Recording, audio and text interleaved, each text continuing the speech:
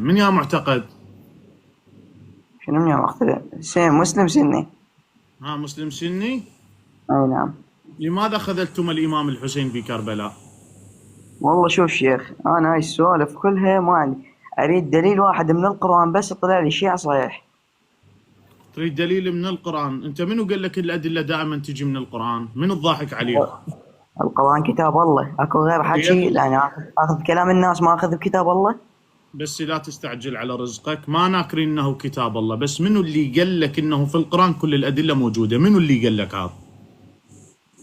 والله ما حد قال لي، انا باخذ ما السالفة من حد. احنا صغار. انت اي نعم. تصلي؟ اي نعم. اي نعم الحمد صلاة لله. الصبح كم ركعة؟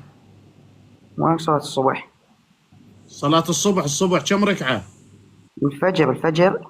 اي، هو الصبح الفجر نفس الشيء، شنو اي المشكلة؟ نعم. كم ركعة؟ اثنين.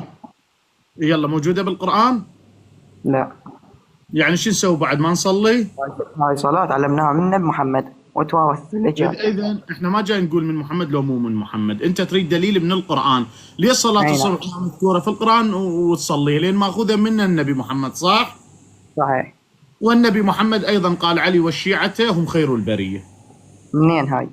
هاي رواية صحيحة عند السنة وعند الشيعة. في تفاسير السنة في قوله تعالى أولئك هم خير البرية، آية قرآنية النبي التفت قال علي وشيعته، وكذلك سائر الأئمة. بل أكثر من ذلك أن أهل البيت هم على حق بقول الله تعالى في القرآن قل لا أسألكم عليه أجرا إلا المودة في القربى. المودة في القربى هو الحق. من هم القربى؟ كتبك وكتب تقول ابن عباس يقول علي وفاطمة والحسن والحسين ومن تبعهم على ذلك. القرب يعني آل البيت شيخ؟ نعم، عند السنة وعند الشيعة. شكرا. ما